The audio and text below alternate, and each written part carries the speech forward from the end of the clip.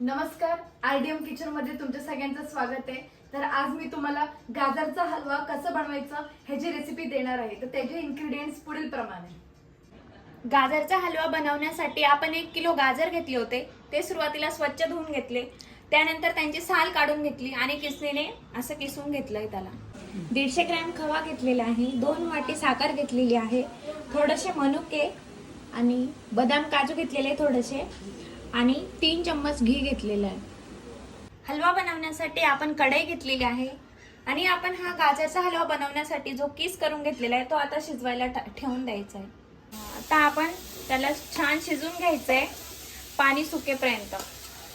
आपण गाजरचा किस शिजवायला ठेवलाय आणि तो असा शिजवायचा आहे, झाकण ठेवायचं नाहीये। झाकण जर ठेवलं तर त्याचा कलर पिवळा होऊन जातो, लाल लाल नाही दिसणार। हे बघा, आपला गाजरचा किस छान कोरडा झालाय, सगळं पाणी सुकून गेलंय। आता त्यात आपण खवा आणि साखर टाकून मिक्स करून घेऊया। आता आपण साखर टाकून घ्यायची, आधी खवा टाकून घेतो। आता आपण मिक्स करून घ्यायचंय छान आणि परत आपण साखर टाकल्यामुळे त्याला परत पाणी सुटेल, म्हणून ते पाणी जळेपर्यंत परत शिजवून घ्यायचं छान। बाजूच्या गॅसवर आपण दुसरी कढई ठेवली आहे। आता त्यात आपण ते तूप टाकून घेऊया।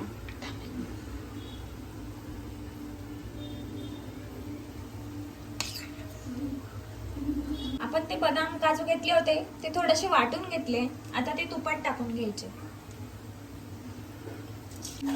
ते थोडेसे फ्राय करून घ्यायचे तुपात।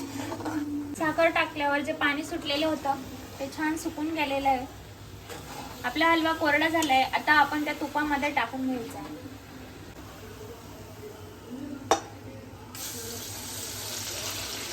आपण हलव्यामध्ये मनुके टाकून घ्यायचे।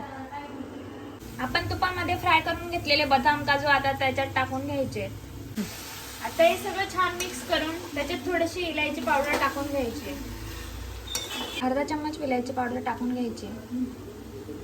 वाव, आपला हलवा इथे बनून रेडी झालेला आहे। त्याला खूप छान कलर आलेला आहे, मस्तच। अशाच रेसिपीजसाठी आम्हाला जास्तीत जास्त लाईक, शेअर आणि सबस्क्राईब करा। धन्यवाद।